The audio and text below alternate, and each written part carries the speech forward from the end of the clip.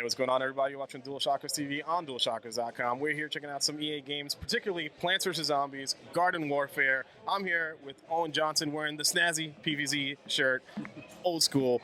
Owen, we got a chance to check out PvZ coming to PS4. I mean, how are you guys feeling about that? Honestly, the team's super excited to be able to bring this game, Garden Warfare, that they spent, 2 years on, just like sweat, blood, and everything, to all the PlayStation fans out there. And, it looks great on PlayStation 4, running it at 1080p, 60 frames per second. It looks hot. And that's a big thing. Everybody's now, this generation, it's all about the numbers. If you're not 1080p, if you're not 60 frames per second, you're kind of bullshit. It's yesterday's news. Yeah, exactly. So I'm sure Sony's excited. You guys are excited to be able to pump it to its max. Yeah. Now we're got a chance to sit down and play around with it. Looks good, looks sharp. We were talking a little bit about content, and PS4 is getting all 3 content releases day one. Yep. So far to date, what's been really important to the Garden Warfare team is, 1, proving the fun of the game, which I think we've done. And then 2, it's providing the engagement for the community, so they can keep having fun, keep playing the game. And the other part is to keep it free, because we're new to the shooter space. Our community isn't as big as a Battlefield community. We need to keep our community united, and by making the content free, it allows us to do so. We're not fragmenting them with each update. So we've released 3 to date so far, completely free. The most recent being the Tactical Taco Party Pack, which we released on July 1st. Bringing new modes, new characters, keeping everything fresh, and all of that will be available at release on August 19th for PlayStation players.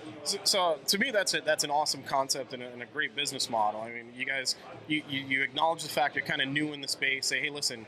Let's not try to nickel and dime the players like some people do out there. We won't name names, but we know who they are. But let's keep the content free, and free content moving forward also. So it's not just like, hey, listen, we're going to give you 3 for free, and the next 3 you're going to pay. So, yeah.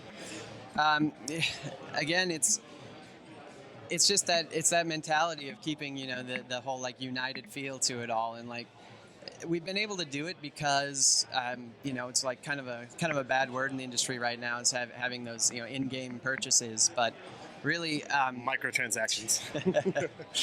It's almost a filthy word now. Yeah, it's true.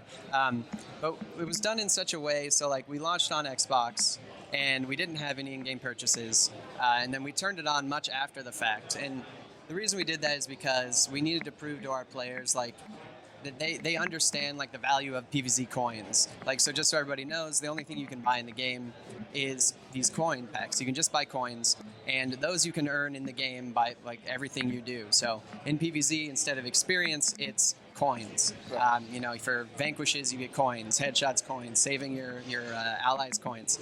And those coins you use to buy sticker packs, and sticker packs are how you then unlock the different character variants, all the different hundreds of customization items.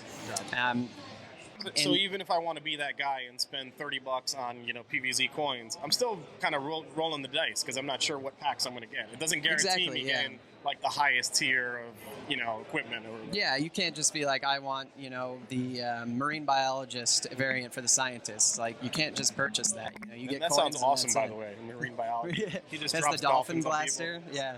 Awesome.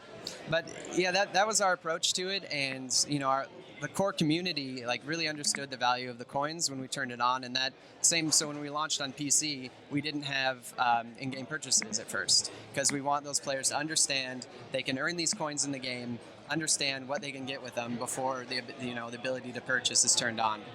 And what that has allowed us to do, and the reason why our core community has been okay with it, is that it then allows us to release those free content updates.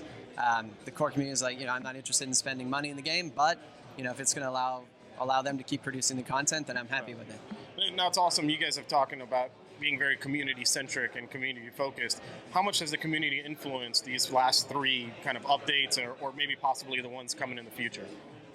So we have a pretty active like Reddit community, and everyone who works on the game, we're all big gamers, and so we pay attention. We listen, and we've done, every time we do an update, we also do a lot of balancing, because part of the core fun is like a balanced game. And so, we'll if you have that one overpowered character, Exactly. that one overpowered plant that ruins the game for everybody. Yep, and I mean, we've definitely nerfed different characters, and we're, and made others more powerful, and we're very transparent about it. We release like detailed patch notes that goes into, why we're doing what, and but we get all that through, through the community. Like we hear like, oh, the cactus is OP, which at launch that was what they were saying, and we had to tone down certain aspects. Gotcha. I mean, it's great to hear that because it's becomes almost obnoxious when you play games online and there's certain exploits and you're like, man, why doesn't this developer fix this? Like, why is that guy able to like knife me from 20 yards away? No, it's totally true. Good deal. Now, I guess moving forward, what's the thought process for you guys? You guys kind of aren't the new kid on the block anymore. You're now on Xbox One. You're now on PS4. You're now on PC. You guys are moving into big spaces. Are you guys looking at, you got the free content coming? Is there what else is the end goal, I guess, for you guys? Honestly, we just want to keep supporting Garden Warfare. We keep the community going, keep them satisfied. I can't talk about any future-facing plans, but I can say that right now, we're over 1.5 million strong for our community. So we're not going anywhere. Awesome. How does that compare to like what you guys thought? Does that number blow you guys away? Kind of looking back, or? Yeah, I mean it really does, because Garden Warfare is kind of this the little engine that could, we weren't sure exactly how it would be received. It was one of those. So historically, PopCap takes small calculated risks when we're doing something new like this, and this is why we first started out on one platform, with a very small team. And so we've proven the success. We've proven that it's fun. We've proven that PvZ as a brand can take like the core values of depth, humor, accessibility, and apply that to a third-person shooter. And so honestly, like we've been killing it, and like internally, EA is really happy with it.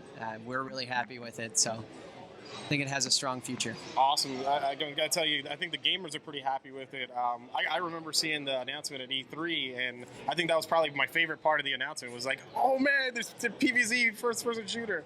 But it looks good. I'm happy about having it on PS4. I'm sure a lot of people are as well. Owen, thanks a lot. Appreciate it, man. Yeah, thank you. Guys, make sure you check out Plants vs. Zombie, Garden Warfare on the PS4 now. If you didn't get it for the Xbox One, get it as well, or PC. Get it for something. Just shoot plants, shoot zombies, shoot them all. Take it easy.